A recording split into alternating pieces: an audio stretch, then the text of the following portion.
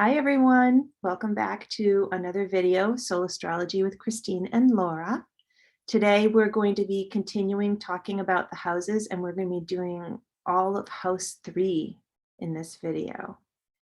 I remember when we did this house, and we always tried to be really succinct about the 2 words as the themes of every house. We kind of tried every house to have a theme. And we talked a lot about the mind and communication.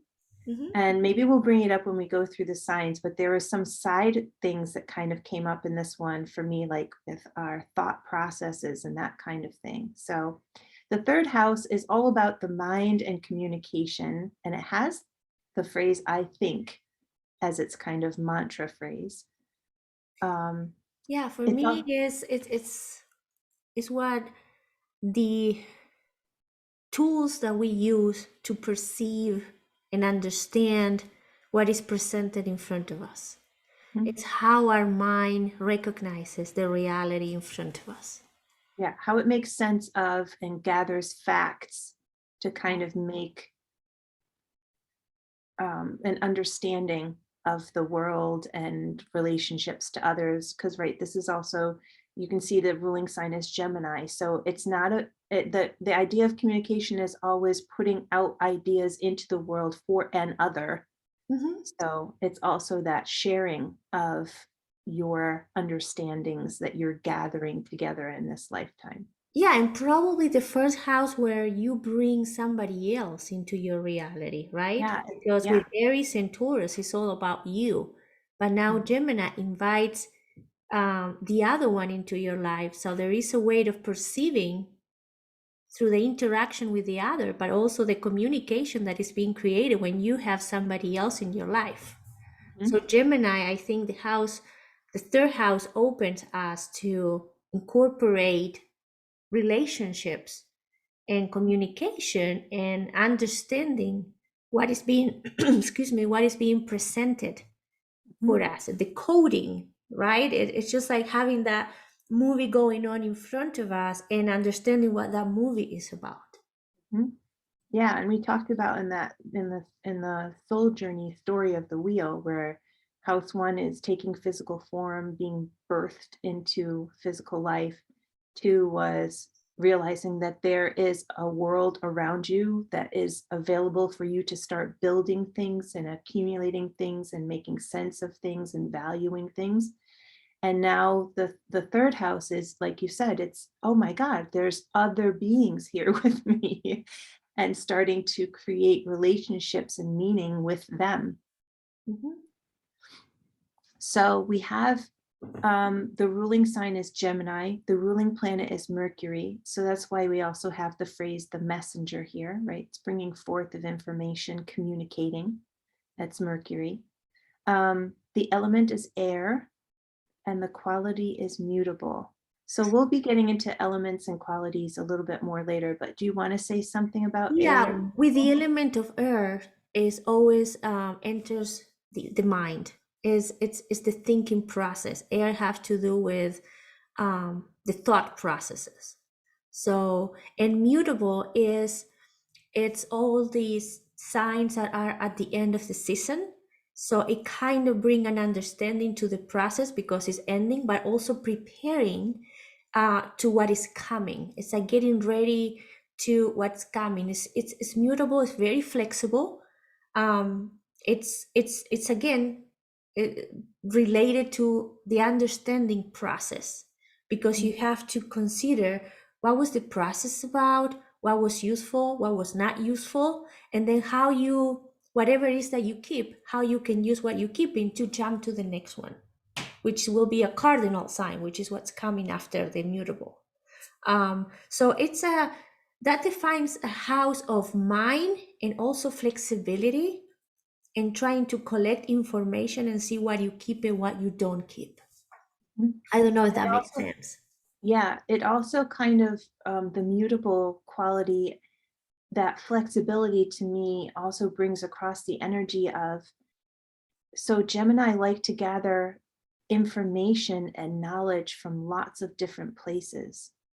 So it's also the flexibility of the mind where you have gathered a lot of different viewpoints, a lot of different information. It's also the very social sign. So being flexible and open-minded, I think is implied with the mutable too. So, y- it's spreading far and wide and searching far and wide for information instead of having a certain goal in mind and only focusing on one theme or area or subject. Yeah, and also accepting that some things need to be changes, others need to be adjusted, others need to be kept. Mhm. Um, it's not attached to anything and like not letting things go. It's just like, oh, this works better. Okay, I'm moving there. Right? Yeah. Do you want to show where the third house is on the chart? Yes, we have a big yellow arrow here. Again, we start counting with the ascendant. We start the first house and we move counterclockwise. So, first house here, second house here, and then here comes the third house. And this is the cusp of the third house, which define, in this case, the third house being ruled by Sagittarius. So, we are moving now to the areas of expression. Okay. So, as usual, we've kind of talked about a lot of this already. So, it's all mental activity, it's about communicating. It's something we didn't talk about, but it's about the early education. So, we have other houses coming up that are about childhood, and we have other houses coming up that are about higher education. So, this is kind of the foundational getting to know the world about the world kind of energy here. Yeah, it's becoming a kid in a way and having that curiosity that kids have to explore Mm-hmm. and think of kids in kindergarten, right? They learn by touching, by playing, by interacting, by sharing stuff. So it's that mind that is opening to see how things work in this dimension.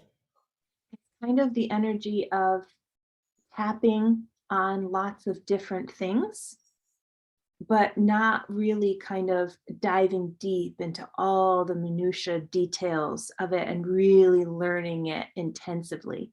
It's kind of based more on the experience. Remember, we with that soul story, the soul realizing there's others in the world and that we can communicate and process information. And so it's really that energy versus like deep study energy.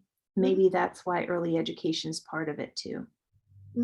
And also the basics, learning to eat, learning to write, learning to be human in a way. Then you'll have the opposite house, which is nine, to expand your mind and to see what is beyond. But this one is what is in front of you and what you need to learn to live life, to survive in this world, to Mhm. have a healthy relationship with others, what to say, what not to say, um, that kind of becoming in a way a educated person, right? Or socialized would be a good Socialized, yeah, word too, in a that would way. be the word, yeah. And these first three houses make up that first quadrant. And like you said before, they're all about I, they're all about me. And so it's learning about the world through your eyes and through your experiences. And the later houses will be more about learning through the world through systems and institutions. So you have here too, again, this becoming socialized. How do you engage with other people? So siblings, short trips is part of this. Again, not exploring very far and far away kind of things, just kind of your environment, the area, where you live. It can be your classmates, your neighbors, social activities, and just interactions in general with others. Good. Yeah, I was wondering because prior to recording this video, we were talking about this energy that we are feeling, where we are really questioning things that we have been doing and the ways we have been perceiving things in a way, and now we're starting to reconsider and maybe creating adjustments. And I'm wondering how much of all these adjustments are related to this house, because it's really start changing things that we had in a way discovered before, and now thinking, well, they're not working the way we thought they were going to work, and or maybe we are ready for changes. So I'm wondering all this um spiritual ascension that we are, in general talking, how much it has to do with the third house. It's related to the second house by understanding who we are and our self-worth, but now it's bringing some comprehension, and I'm wondering if the third house now is being really or very, very active when we start trying to rethinking life again. There's definitely an aspect to this, right? So if you think of early education and your first forays into the world and socialization, there are a lot of things that you process at a subliminal level of understanding. So I'm wondering if how, so this mental aspect to the third house, the question is it a conscious mental understanding how you comprehend the world around you, or is there in this house also the aspect of the subconscious understanding and the kind of nature versus nurture kind of aspect too? Because obviously early education, childhood experiences, it's a lot of nurture and a lot of just accepting as truth the world around you without kind of having an objectivity to it. So whatever you are taught and told about who you are and how the world is and how you should be in the world, you accept as truth. Mhm. I don't know how we got off on this, No, I but understand. I was just having this, idea of maybe the third house goes deeper than just looking at the world in front of you.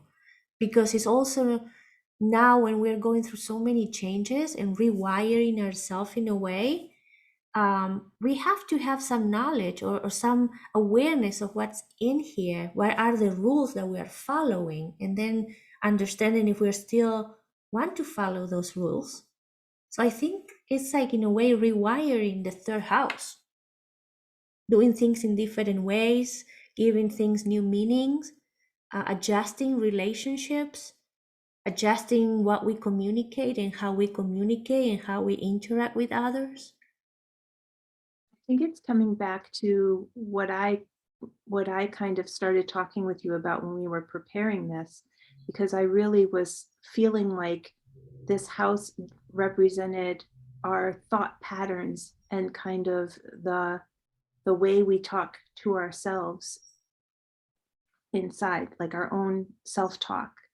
And I think that definitely self-talk is something that is related very closely to what we are taught and what we learned.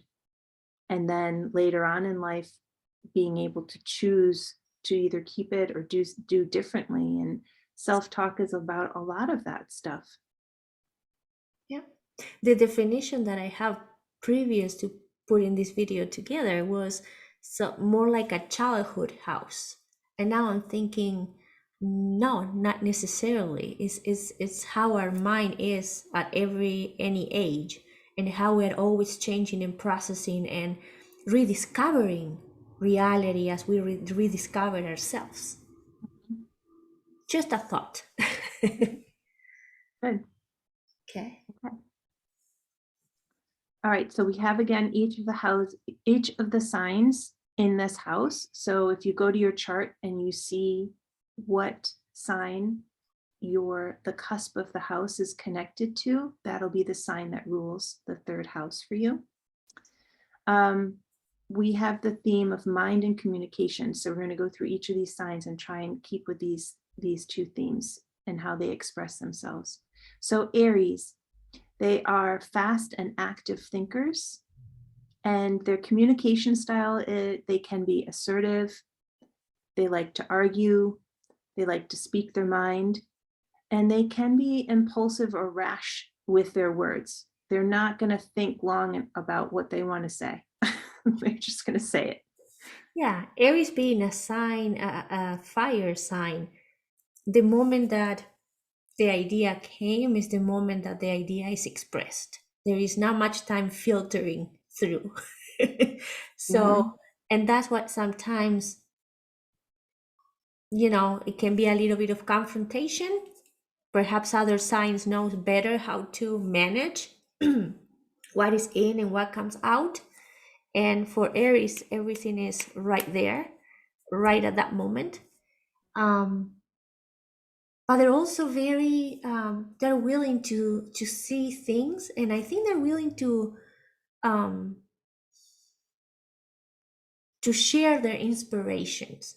So when they feel inspired at that moment, they're open to share um, and inspire others in the way they perceive reality or with thoughts or um, the way they speak. There is so much energy on their speech that others might feel inspired and wanting to, perhaps they want to join the cause just because the way that the idea is communicated is enthusiastic and is spontaneous and is energetic, right? Mhm. So they're very engaging when they speak. Hmm. And I'm thinking we always talk about how we use astrology in our own lives to kind of understand our interactions with other people.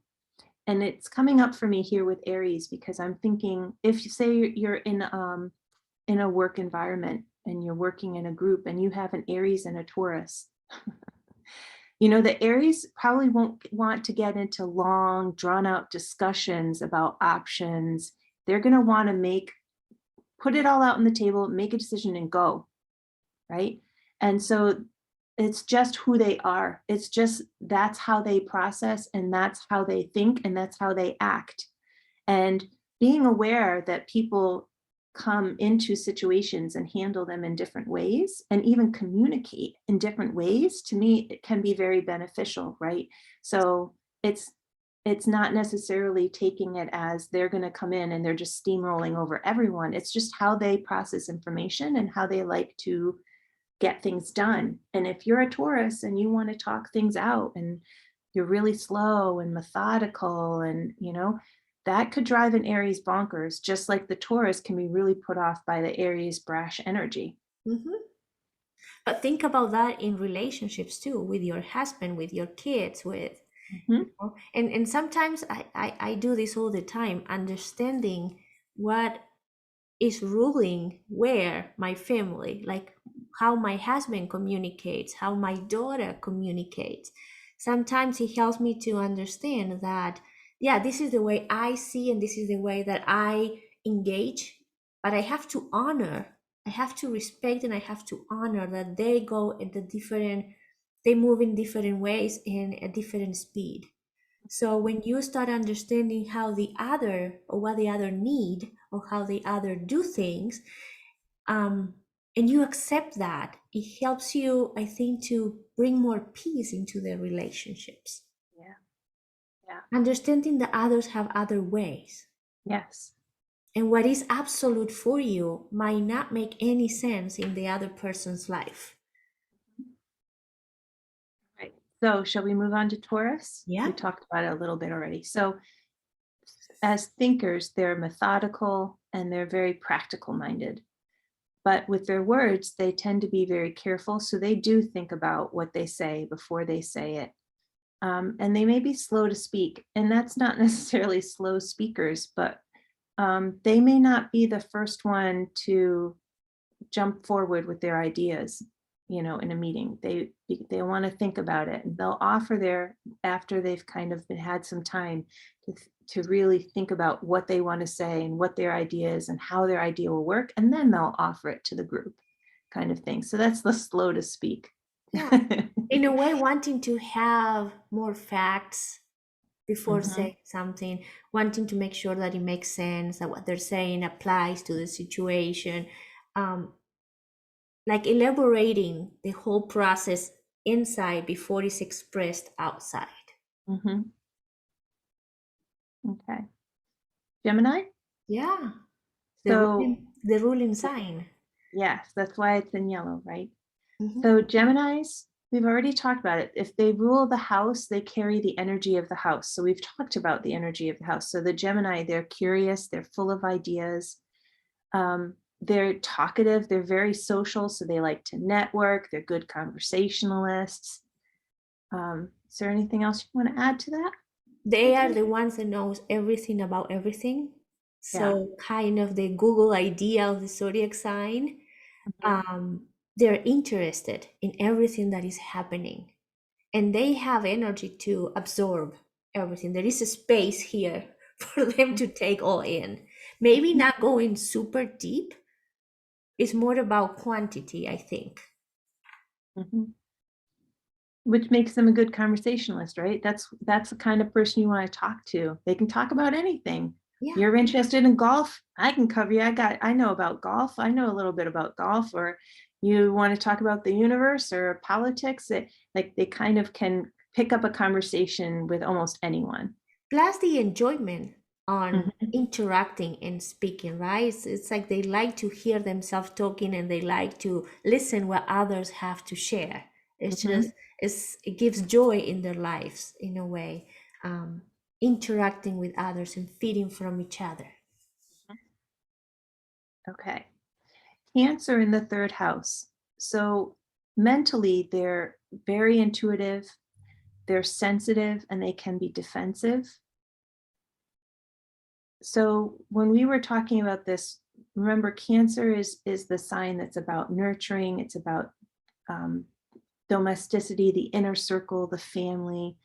And so the defensiveness, I think, for this was partly that, but also this idea of um, they don't, because they keep their inner circle close.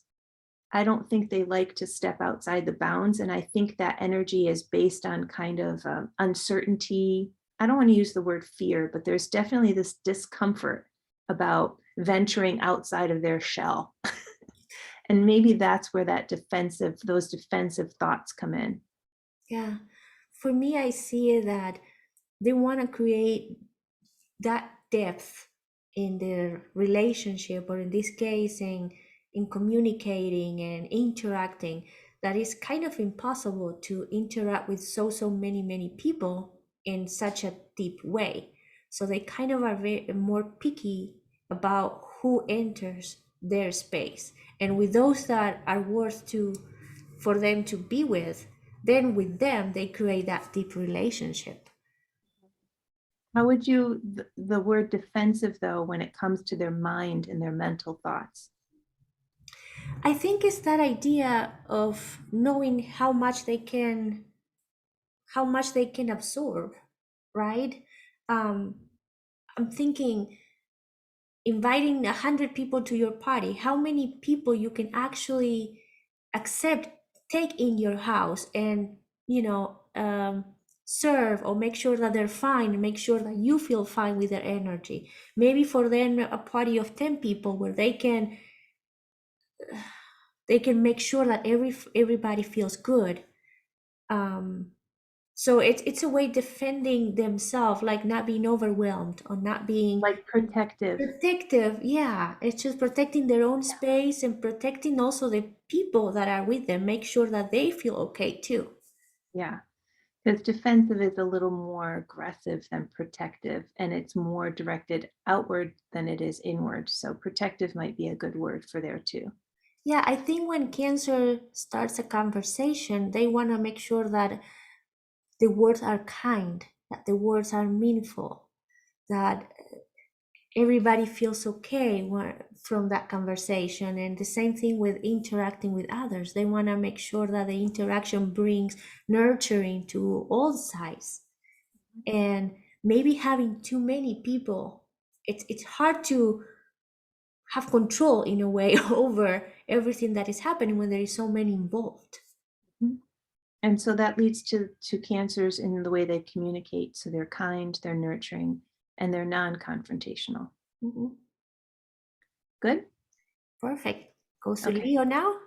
Leos. So Leos mentally are very creative, they're proud, they're confident, and in the way they communicate, they can be flashy, attention seeking, but they're really good speakers, like good public speakers too, I would say. I think that comes with every fire sign. They have that energy and that enthusiasm, that fiery energy that when they speak Aries, Leo, and Sagittarius, they always have something interesting to say, but also the way they say it makes people, get involved with them and in their ideas. I think the public speakers applies a lot to Leo though, because they do like the attention Hmm. of, they like to be in the spotlight. They feel comfortable in that Hmm. spot. Hmm. Okay, Virgo. Virgos mentally are very analytical. They're careful, but they can be insecure. So remember, Virgo is that sign that's really taken with the details of things. And so being overcome with details can lead to anxieties and insecurities and that kind of thing. So mentally, they may be the sign that has the issues with those thoughts that are always around, like OCD or just anxiety in general, or just being overwhelmed, that kind of thing. Mhm. The way they communicate or speak, they can be shy, but they're very practical. And because they're so detail focused, they can be very informative. They learn things very thoroughly, and detailed comes in here too. Mhm. I think the shy aspect is really interesting because that is a sign that is about caring and nurturing of others. I'm just trying to feel into how when we put that word in there. I kind of can associate it with being a little bit insecure.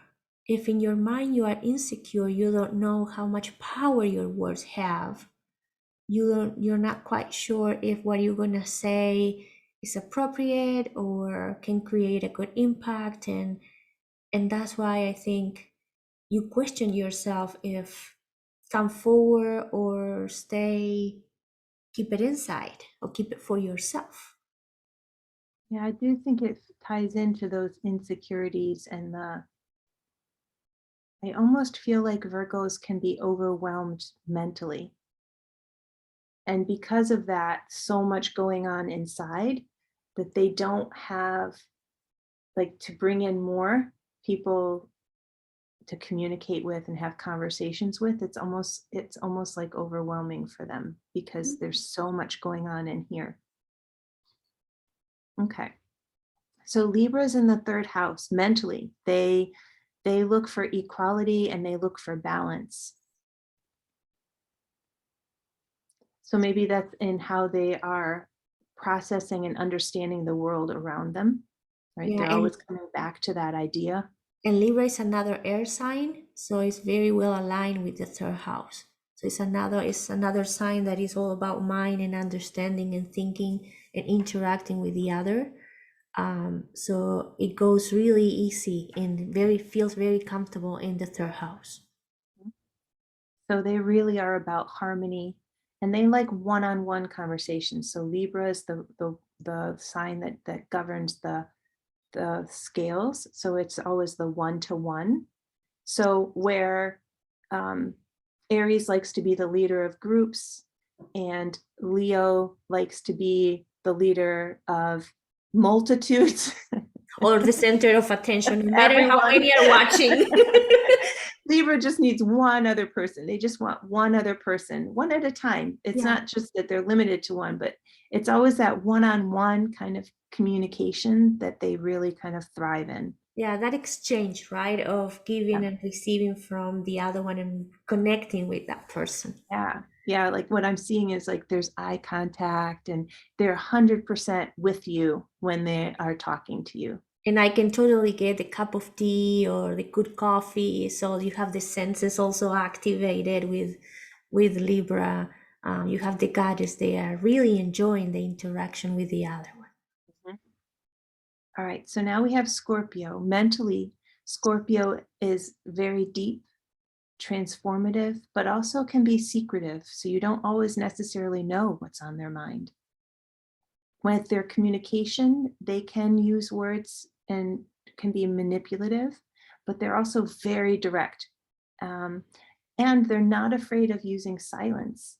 So remember, Scorpio is the sign that governs the deep subconscious psychology. So they understand the body language that's going on too. It's not just the words that are being used, like they're connecting with the whole energy that's happening in the room or with the other person or people they're with. I think because it's a water sign, they also know how to read emotions. They are Mhm, very, it's like communication that is not just verbal, it's not just through the mind, it's also uh, deep and emotional. So they know when to say, what to say, and when to say it, and even when to hold it on and not sharing something. And they're perfectly fine keeping that within themselves if they feel that it's better for them. mhm, So, but yeah, it's they communicate not just in verbal ways. I think there is a whole new um, emotional level of communication with Scorpio. mhm, They can be the ones that are listening to your words, but also looking at the expressions on your face or what you're doing with your hands. So when they read you as a whole instead of just listening to your words. mhm. And the same way they give you information about them when they want to share that information. Okay, so now we have Sagittarius. Sagittarius mentally is very expansive. They love to, they're the sign of far explorations. Um, they are also, though, very philosophical. So with their words and the way they communicate, they can be very inspirational. They're very, it seems like two extremes. They can be honest, but they can also exaggerate. Which would you like today? Well, when they exaggerate, they might think that they're being honest. So I So don't you think think they they exaggerate on exaggerate and purpose. you don't think so? I think they believe they're exaggerations. I think they're enthralled by their Yeah. exaggerations, but I think they're probably aware. They Okay. just don't care very much, Hmm. right? Because I don't think they exaggerate to manipulate. I think they exaggerate um, as part of like a one of their communication kind of tools and strategies. But Because you then think they, that they're exaggerating on purpose? Like if they know something is five, they will say eight. I just feel like they're not measuring five, so they just like for them will be five and eight pretty much the same, and eight yeah, sounds better, so just like it's yeah, eight. But yeah, yeah. I'm kind of getting like the Paul Bunyan feel with it. Like everyone loves the story. It doesn't yeah, matter if he really was that tall. color it a little bit more and it will be Yeah, fine. But it's not. I don't think they think of themselves being dishonest. no, But it's just exaggerating a little bit. They just putting more color into it. yeah. Okay, Capricorns mentally are practical, conservative, and serious. Now, we have the word serious here. Do we ever use the word funny with any of these signs? I I'm don't just think putting so. it out there. No one's funny. So in their words, the way they communicate, a Capricorn is very detailed and also managerial. So I think Capricorn, the way they think is with a purpose, with a plan. Um, they organize things in their mind in order to make it functional. If it doesn't have a meaning, what to keep it in their mind? So everything that is happening here have to make sense somehow, have a purpose. Yeah. So they're not going to be the type that maybe likes to talk about philosophy and hypothetical situations and science fiction and that kind of thing. So they're going to want to be, about real world situations, problem solving, that kind of thing. Creating plans, how Mhm. to go from here to there. Mhm. All right. Aquarius mentally is innovative, original, and intellectual. That's another air sign. And in their communication, they can seem detached, aloof, but also interesting. Yeah, the mind of Aquarius is that mind that can see things that are not here yet. So it's a very active mind and futuristic mind. And they have like, how can I say,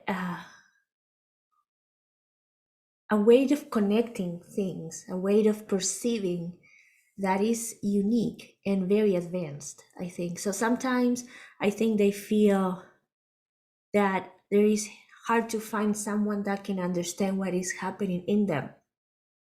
It's hard for them to find someone that can understand what is happening in their minds and how they're understanding the world because it's so unique and so advanced.